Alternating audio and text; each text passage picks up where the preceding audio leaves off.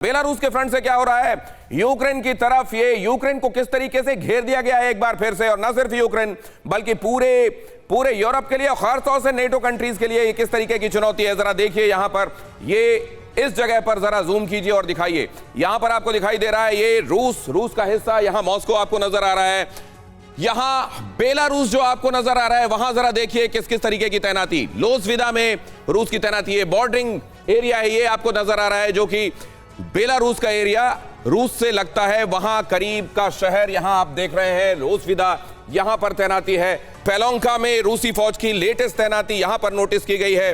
जैस्लोनावा में रूसी फौज की कई गुना तैनाती पहले के मुकाबले हो गई है, जितनी पहले तैनाती थी उससे तैनाती बढ़ी हुई है। मतलब इन तीन जगहों पर, यहां पर इन तीनों ही जगहों पर जाकर रूस के सैनिकों का जमा होना, यह क्या कहलाता है। और यहां से अगर आप देखें टारगेट्स के हिसाब से, अब भविष्य में किसी संभावना के मद्देनजर भी क्या ये एक तरीके से किलेबंदी की जा रही है। अगर इस तरीके से अगर आप इसको देखेंगे तो यहां से दूरी देखिए, ये लातविया यहां से दिखाई देता है 117 किलोमीटर, और यहां से दूसरे एस्टोनिया भी बहुत दूर नहीं, आप जानते हैं ये करीब के लगे हुए देश है, पोलैंड एकदम लगा हुआ है। मतलब वहां जाकर बेलारूस में अपनी पकड़ को, अपनी उपस्थिति को और मजबूत करना बाकी कंट्रीज के लिए एक तरीके से बढ़ा हुआ थ्रेट है। यहां पर आप देखिए लिथुआनिया टारगेट कितना हो जाता है वहां से 160 किलोमीटर। मतलब ये तमाम कंट्रीज बहुत आसानी से, पोलैंड देखिए टारगेट 30 किलोमीटर। ये दिखाता है कि असल में रशिया के दिमाग में और भी बहुत कुछ चल रहा है। लेकिन lieutenant general Shankar Prasad sir इसको और बहुत अच्छे से हमको डिकोड करने में मदद करेंगे। उससे पहले जरा ये देखिए बेलारूस में रूस की मिलिट्री मूवमेंट, सैकड़ों की तादाद में टैंक पहुंचे, घातक हथियारों से लैस नए जवान यहां नजर आए। बेलारूस से नेटो देश पुतिन के निशाने पर हैं। अचानक रूसी तैनाती नेटो देशों के लिए एक बढ़ा हुआ बहुत बड़ा थ्रेट परसेप्शन है। Lieutenant general Shankar Prasad sir, मैं समझना चाहता हूं ये वहां पर बढ़ती तैनाती किस तरीके के इशारे, क्या चल रहा है उनके दिमाग में एक्चुअली?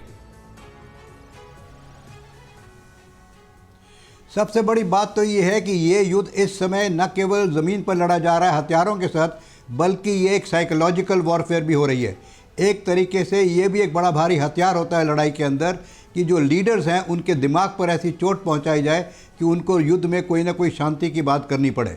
अब रशिया की तरफ से अगर आप देखें कि कई एक फ्रंट खुलने की संभावना दिख रही है। मोस्ट प्रोबेबली जो नॉर्थ की तरफ से अगर यूक्रेन के अंदर हमला करने की कोई साजिश बनी है, कोई प्लान बना है, तो उसकी तैयारी नज़र आ रही है। इसके अलावा अगर उसको ये भी नज़र आ रहा है कि अगर किसी प्रकार से नाटो फोर्सेस ने कोई और बढ़ोतरी दी तो हो सकता है कि एक और फ्रंट खोल दिया जाए, तो उससे और तबाही की ज़रूरत पड़ जाएगी उसको। एक तरीके से यूक्रेन तो इनसर्कल हो ही जाएगा, लेकिन रशिया के लिए पोलैंड की तरफ से एक और फ्रंट खुल सकता है। इन इलाकों में अगर रशिया ने इंटरफियर किया या इनग्रेस किया तो हो सकता है कि हथियार जो उनके यहाँ सप्लाई हो रहे हैं ग्राउंड रूट से, वो भी काफ़ी हद तक इसमें मुश्किल पड़ जाएगी हथियार देने की, एम्यूनिशन देने की। So the whole situation today is playing on the minds of the people and the minds of the leader. यहाँ तक कि न्यूक्लियर की बात आपने की है, उस पर एक टिप्पणी करना बहुत ज़रूरी है कि पुतिन के साहब के ऊपर प्रेशर अवश्य डाल रही है western power, specially United states, कि किसी तरीके से इनको इस तरह से एज किया जाए कि ये कोई गलत कदम ले लें जिससे कि पूरे विश्व में इनकी बिल्कुल इमेज कम घट जाए और युद्ध। ये बात भी बिल्कुल ठीक है सर कि इतना मजबूर किया जाए कि बड़ा खतरा ये है कि अगर